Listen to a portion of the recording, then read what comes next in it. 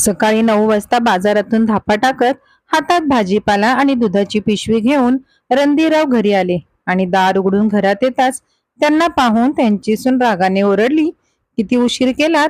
घरात दूध नाही म्हणून मी अजून सकाळची कॉफी घेतली नाही आणि हा म्हातारा आरामात आलाय.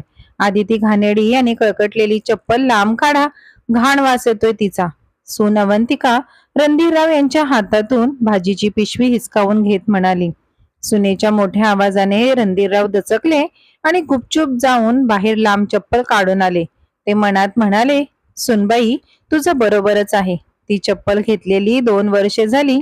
3-4 वेळा चांभाराकडून तिला शिवून आणली आहे. मग ते आत येऊन एका खुर्चीवर बसले आणि नाश्त्याची वाट पाहू लागले. 1 तास होत आला होता. अवंतिकाने त्यांना नाश्ता तर सोडाच, साधा चहा देखील दिला नाही. रणधीरराव अवंतिकाला नाश्ता तयार आहे का असं विचारू लागले तेव्हा अवंतिका रागाने फणफणत स्वयंपाकघरातून बाहेर आली आणि म्हणाली, तुम्ही थोडा वेळ धीर धरू शकत नाही का? दिवसभर खाण्याशिवाय तुम्हाला दुसरे काही काम नाही का? रात्री काय उपाशी झोपला होतात का की सकाळी सकाळी भूक भूक करताय? मला सून म्हणून नाही तर तुम्ही मोलकरीण बनवलं आहे. अहो, मोलकरणीन सुद्धा कामाच्या मोबदल्यात वाटेल तेवढे पैसे घेते, पण मला मात्र दिवसभर फक्त फुकटचं हे काम करा ते काम करा, यातून कधी सुटका होईल माहित नाही. रणधीरराव शांत बसून राहिले. त्यांनी अवंतिकाला काहीच उत्तर दिले नाही. तेवढ्यातच रणधीरराव यांचा मुलगा जय सुद्धा खोलीतून खाली आला आणि नाश्ता करण्यासाठी जेवणाच्या टेबलावर बसला. रणधीरराव यांनी विचार केला की अवंतिका आता मुलासोबत नाश्ता नाही तर निदान 1 कप चहा तरी देईल. रणधीरराव हॉलमध्ये बसून होते आणि त्यांचा मुलगा जेवणाच्या टेबलावर बसून नाश्ता करत होता. त्याने एकदाही वडिलांना नाश्ता केला का असं विचारलं नाही. जय नाश्ता झाल्यावर ऑफिसला निघाला आणि इकडे मात्र रणधीरराव चहाची वाट पाहत राहिले. सुनेकडे पुन्हा चहा मागून अपमानित व्हायचं नव्हतं म्हणून ते उठून आपल्या खोलीत गेले. सुनेने नवऱ्याला नाश्ता खाऊ घालून ऑफिसला पाठवले आणि स्वतः नाश्ता करून ती आपल्या खोलीत बसून फोनवर आईशी बोलू लागली, तेही मोठ्या मोठ्याने. आई, या म्हाताऱ्याने आयुष्य नरक करून टाकले. काय करू कळत नाही. हा म्हातारा मला या घरात अजिबात सहन होत नाही. दिवसभर घरात एखाद्या आळशी माणसासारखा पडून असतो. इतके दिवस झालं इथेच राहतो तरी तो स्वतःच्या मर्जीने एकही गोष्ट करत नाही. मला एखादं काम करून घ्यायचं असेल तर ते करण्याआधी मला म्हाताऱ्याला 10 वेळा सांगावं लागतं. आता हे असह्य झाले. या म्हाताऱ्याला या घरात मी आता आणखी सहन करू शकत नाही. असं बोलून अवंतिकाने रागाने फोन ठेवून दिला. रणधीरराव यांना अवंतिकाचा प्रत्येक शब्द ऐकू येत होता. त्यांनी मनातल्या मनात आपल्या पत्नीची आठवण काढली आणि विचार केला की जोपर्यंत ती आयुष्यात होती तोपर्यंत आयुष्यात काहीच अडचण नव्हती.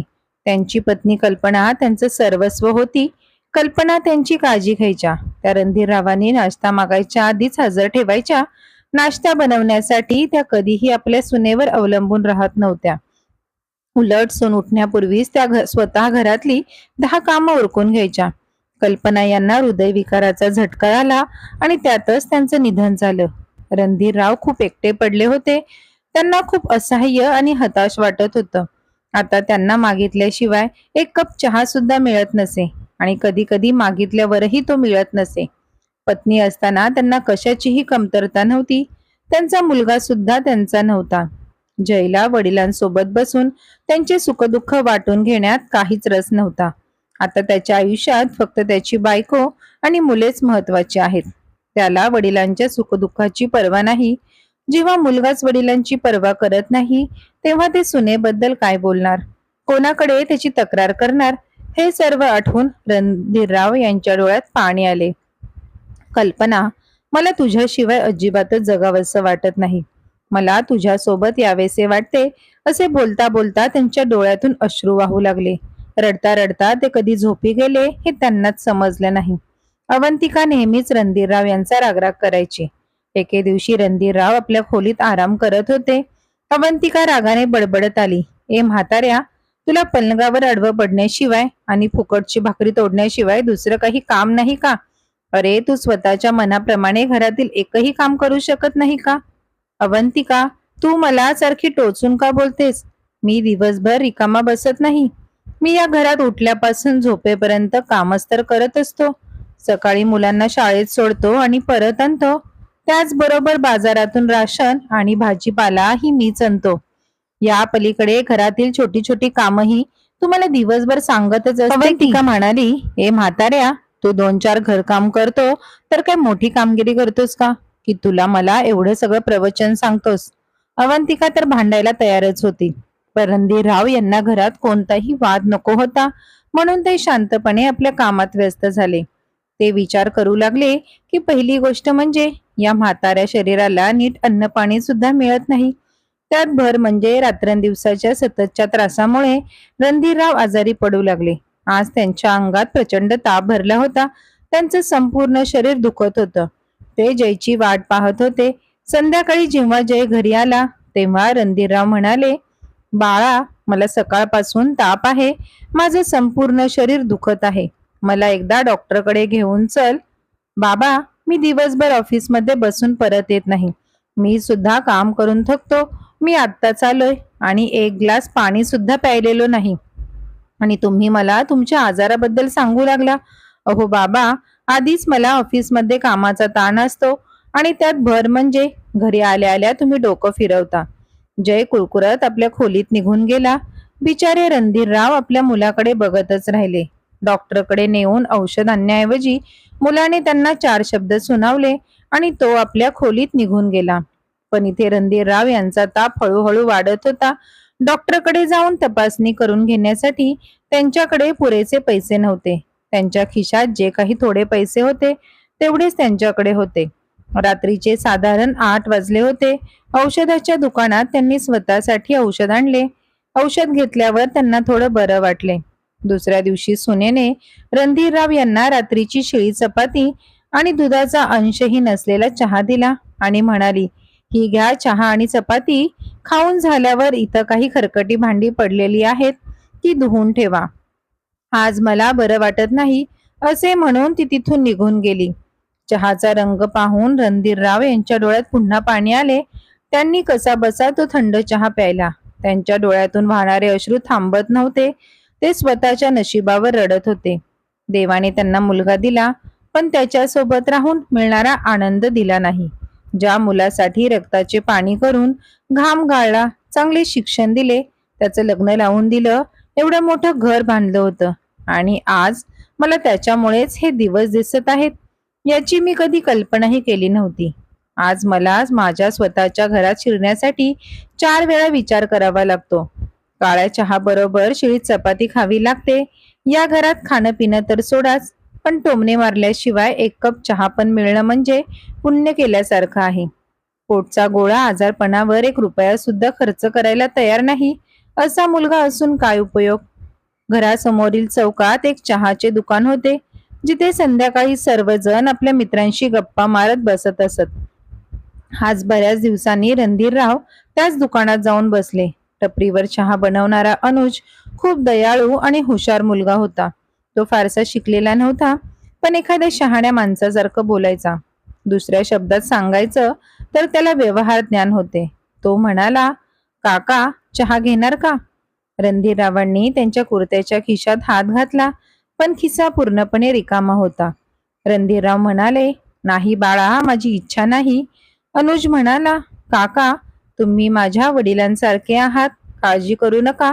मी पैसे नाही घेणार तुमच्याकडून. मी स्वतःसाठी चहा बनवणारच होतो, तर तुमच्यासाठीही बनवतो. थोड्या वेळाने अनुजने चहा बनवून आणला. हे घ्या काका, थोडा चहा घ्या. रणधीरराव यांचा उदास चेहरा पाहून अनुज म्हणाला, काय झालं काका, तुम्ही इतके उदास का आहात? बरेच दिवस झालं इकडे फिरकलाही नाही. अनुजने हे विचारताच रणधीरराव यांच्या डोळ्यातून अश्रू वाहू लागले. काही नाही अनुज, मला माझ्या बायकोची आठवण आली. नाही काका, काहीतरी वेगळंच आहे. मी तुम्हाला इतकं उदास याआधी कधीच पाहिलं नाही. रणधीरराव स्वतःला आवरू शकले नाही. मी तुला काय सांगू अनुज, जेव्हा मी पैसे कमवायचो तेव्हा सगळं ठीक होतं. आता मी हतबल झालो आहे. आता हे शरीर सुद्धा मला साथ देत नाही. दिवसेंदिवस माझ्या मुलाचा आणि सुनेचा स्वभाव माझ्या बाबतीत अधिकच कठोर होत चालला आहे. त्यांच्या मनात माझ्याबद्दल आदर किंवा प्रेम काहीही उरलेलं नाही.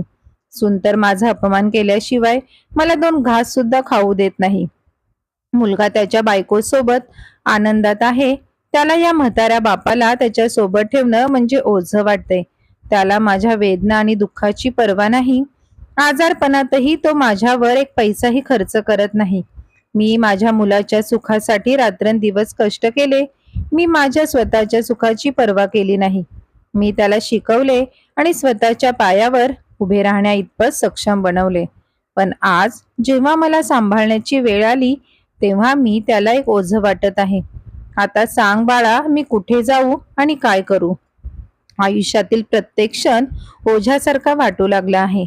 अनुज म्हणाला, कुठे जाणार म्हणजे? ते घर तुमचं आहे आणि तुम्ही त्याचे मालक आहात. मग तुम्ही इतके सहन का करत आहात? तुम्ही ते घर तुमच्या कष्टाने बांधले आहे. मग तुम्ही असं का जगत आहात? तुम्ही तुमच्याच घरात उरलेल्या शिळ्या अन्नावर का जगत आहात? हे सर्व काही तुमचे आहे. अनुजच्या बोलण्याने रणधीर यांना विचार करण्यास भाग पडले. अनुज जवळ गप्पा मारत 7 कधी वाजले आणि वेळ कसा निघून गेला हे त्यांना कळलंच नाही. जेव्हा ते घरी पोहोचले तेव्हा त्यांची सून रागाने लालबुंद होऊन त्यांच्या समोर उभी होती. ती रणधीर यांच्यावर ओरडली, अरे म्हाताऱ्या, इतका वेळ तू कुठे होतास? मुलांना क्लासमधून आणायला सुद्धा गेला नाहीस. आजकाल जिभेसोबत तुझे पाय सुद्धा जास्त चालायला लागलेत. आज येऊ दे तुझ्या मुलाला. मी तुम्हाला आज या घरातून हकलून नाही ना लावलं तर माझं नावच बदलेल.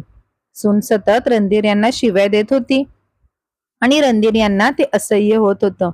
ते बराच वेळ शांतपणे ऐकत राहिले, पण जेव्हा त्यांना ते आणखी सहन झाले नाही तेव्हा त्यांनी आपल्या सुनेच्या गालावर जोरात एक थप्पड मारली.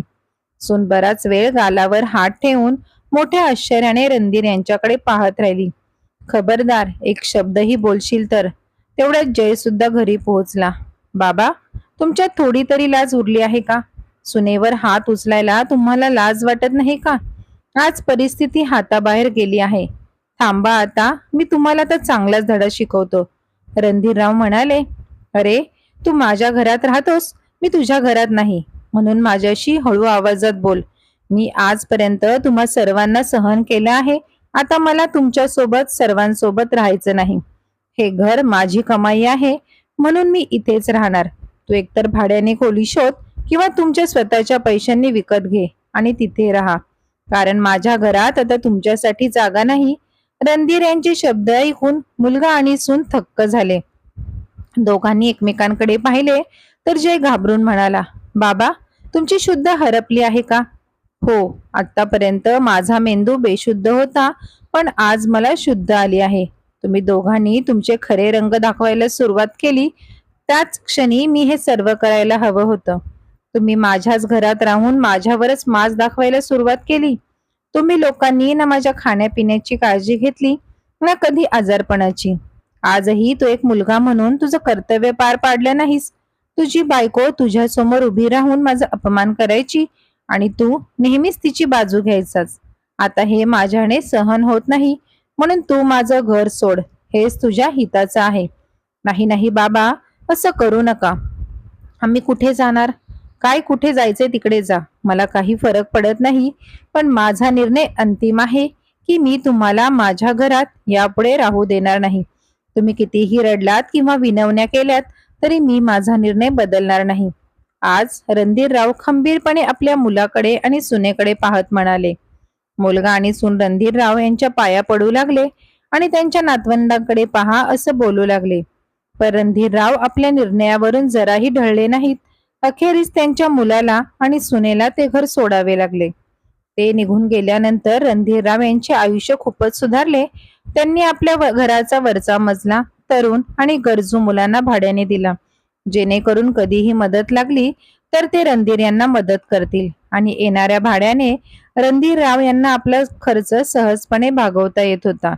जोपर्यंत ते हालचाल करू शकत होते तोपर्यंत ते आपली घरगुती कामे स्वतःच करत असत. त्यानंतर त्यांनी आपल्या गरजेनुसार एक मोलकरीण कामावर ठेवली. ती रणधीरराव यांचे घर स्वच्छ करण्यापासून ते जेवणापर्यंत सर्व गोष्टींची काळजी घेत असे. मित्र आणि मैत्रिणींनो, आपल्याला या कथेतून असं शिकायला मिळतं की आपली सगळी कमाई मुलांना न देता आपल्या म्हातारपणासाठी, आपला स्वाभिमान जपण्यासाठी ठेवावी. नाहीतर घरात आपल्याला काडीचीही किंमत राहत नाही. आणि तसं पाहिलं तर जर स्वतःच्या पोटचाच गोळाच आपल्याला ओझं समजत असेल तर सुनेकडून काय अपेक्षा ठेवणार. मित्र आणि मैत्रिणींनो, तुम्हाला रणधीर यांचा निर्णय योग्य की अयोग्य वाटला हे कमेंट बॉक्स मध्ये कमेंट करून नक्की सांगा. कथेला लाईक, शेअर आणि चॅनलला सबस्क्राईब करायला विसरू नका. पुन्हा भेटू अशाच नवनव्या कथांसोबत. धन्यवाद.